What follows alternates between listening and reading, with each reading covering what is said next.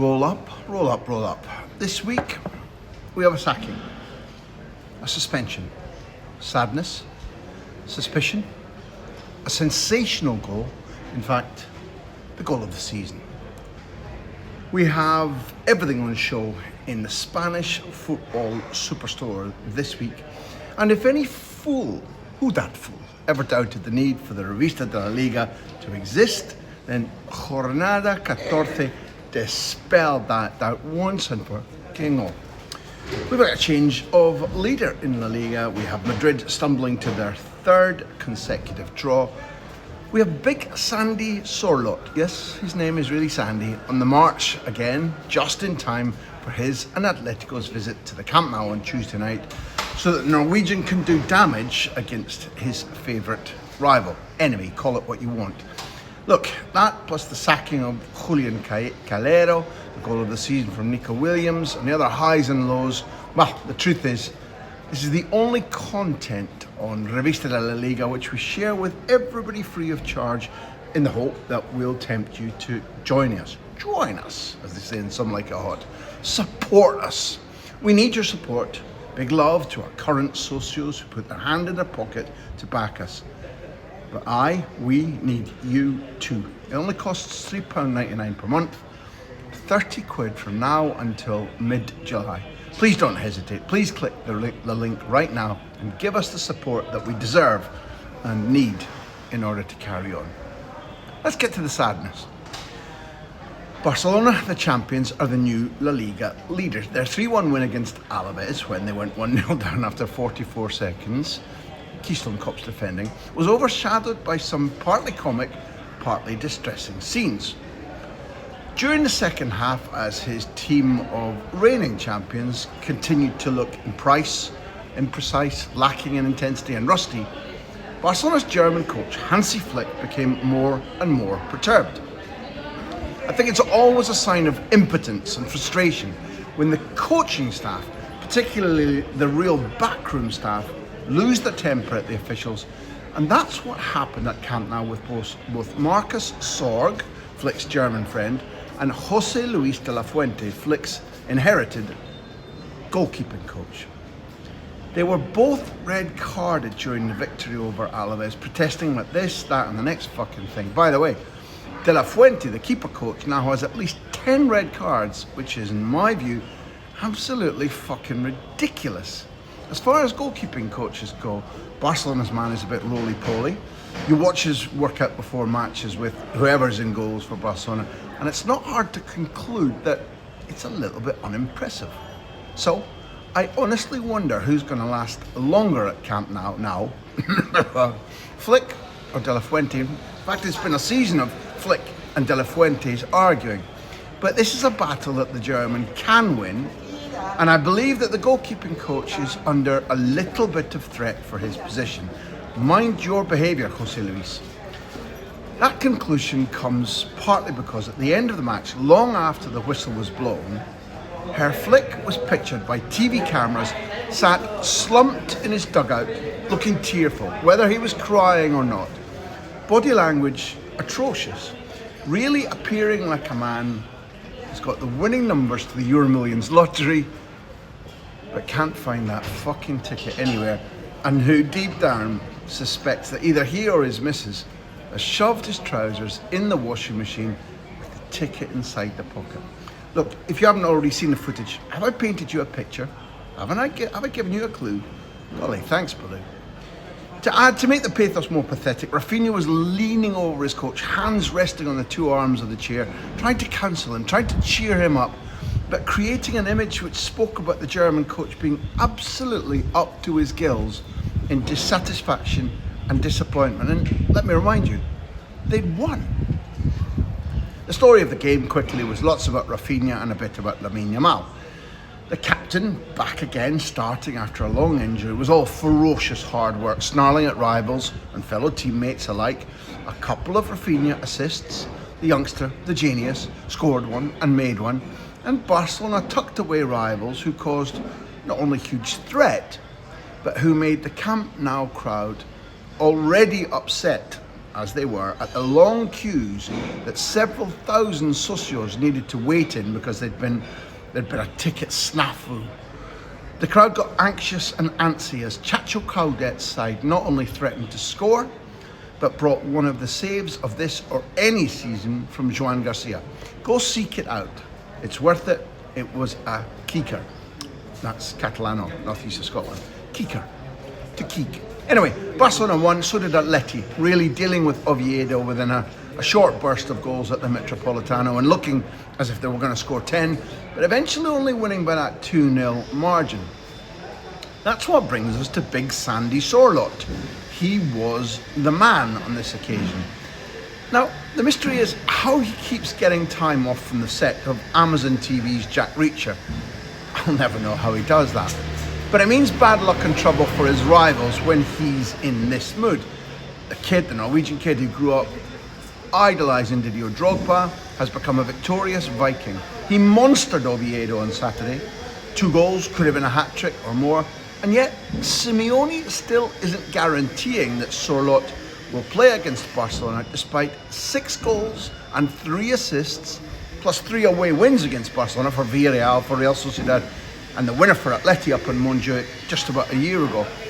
Post-match, Cholo said, "What I think about Alex is whether he plays 15, 60 or 90 minutes, he's super important to us because he's got characteristics nobody else in our squad possesses.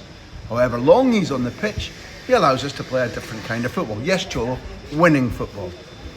Big Sandy on the bench tomorrow, was that what the hint was? There'll be a row, I'm sure. If so, don't miss that game tomorrow night. Now for the suspension, or suspensions, because it's a match and a player this time. That's Seville derby. Look, it didn't seem all that encouraging for Betis, the away side in the Seville derby, that having renewed Isco until 2028, he and Amrabat collided with one another when playing Europa League football, winning on Thursday night. Antony was already suspended for the match and spent some of this derby in a corporate box at the back of the Nervion, animatedly taunting and replying to the Sevilla fans who'd picked him out, seen him, and were howling abuse at him. Now, you know me to be a volatile person, and I admit that some players would have smiled serenely, particularly with the team winning, and then moved to another discreet location. Not this Brazilian, not Antony. He seemed to keep asking the worst of his abusers, "Do you want some? Do you want some?" Now, whether that was in Portuguese or in Spanish, or just like I've said it there, I don't know. But down on the pitch, it was the same sort of atmosphere. Sevilla not being helped by playing worse than Betis, and not being helped by Isaac Romero getting sent off for a self-indulgent, wild but nonetheless amusing red card lunge at the Argentinian Valentin Gomez. This is the Seville derby. It's the frying pan derby. These things tend to happen. Betis careered and cavorted around the Seville pitch all afternoon, and despite missing those 2 magicians, Isco and Antony, Manuel Pellegrini's team celebrated his renewed contract by continuously producing rabbits from hats and winning this most aggressive of fixtures. Not even the pelting with bottles and cigarette lighters that the Seville hooligans, the Biribiri, subjected Betis to, so that the match was temporarily suspended, put Pellegrini's players off their stride. Their first away win in this fixture, winning at the Nervion, since January 2018. There was great mazy dribbling in the opening goal by Pablo Farnals, by the way. World Cup squad, I think here he comes. But back to 2018 and that 8-goal thriller won by Betis. It was a time when Joaquin, playing that night, gave 2 goal assists and then, as captain, told the media in the mix zone that it was time for Los Verde Blancos to party, and any of his squad, even one of his squad, who went home before they'd been out bevying and dancing for at least 3 nights would be fined.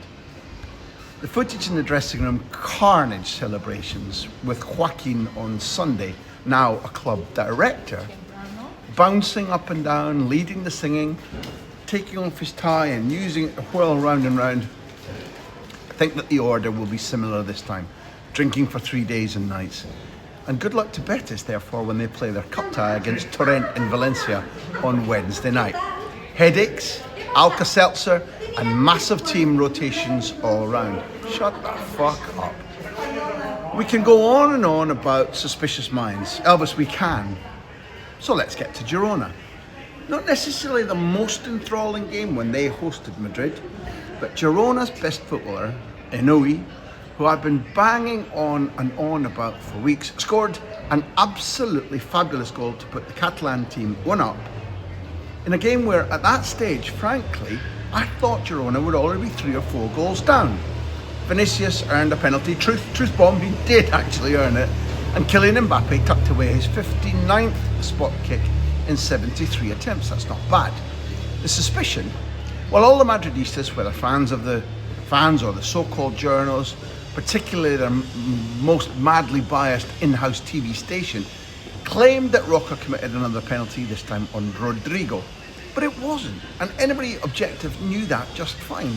A toquecito, a bare touch from Roca. Nonetheless, there's a row now, and Xabi Alonso's side have earned these headlines that you can see on the front pages of the paper. There is indeed a problem. No leadership, and there's a mess.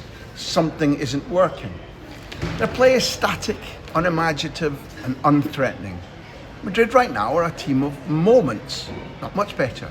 And the hail of criticism, which temporarily ceased when the club came out and backed Alonso last week, and then Mbappe ran riot in Athens, banging in 4 goals against Olympiacos, well now, that's going to begin again now. But much of it will first be conditioned by what Los Blancos do at San Mamés on Wednesday night.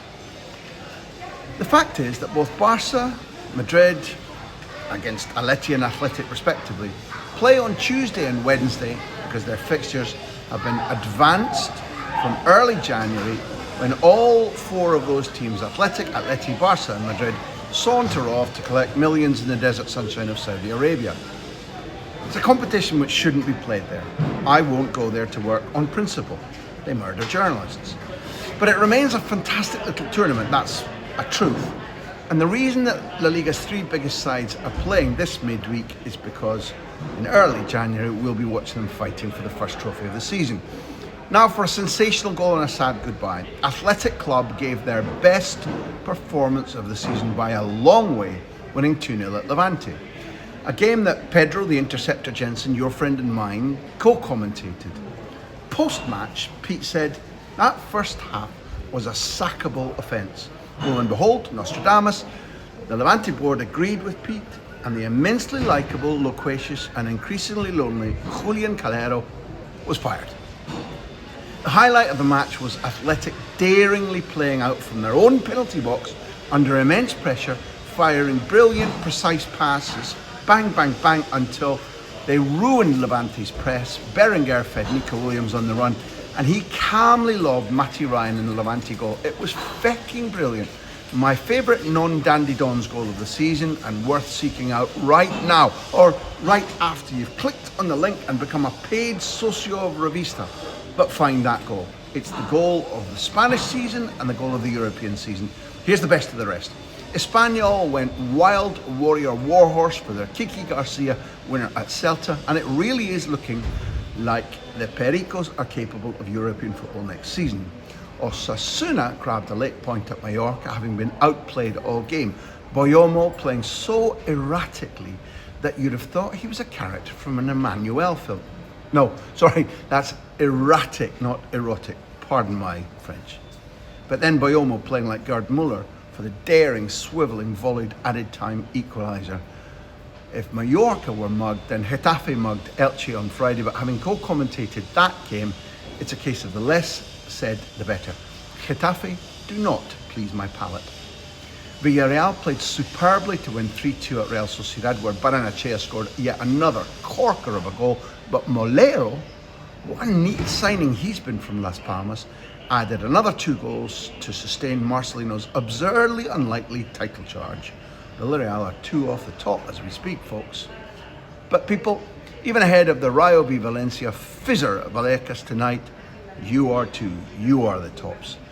Thanks for being there, and please, once you become a socio, stay tuned.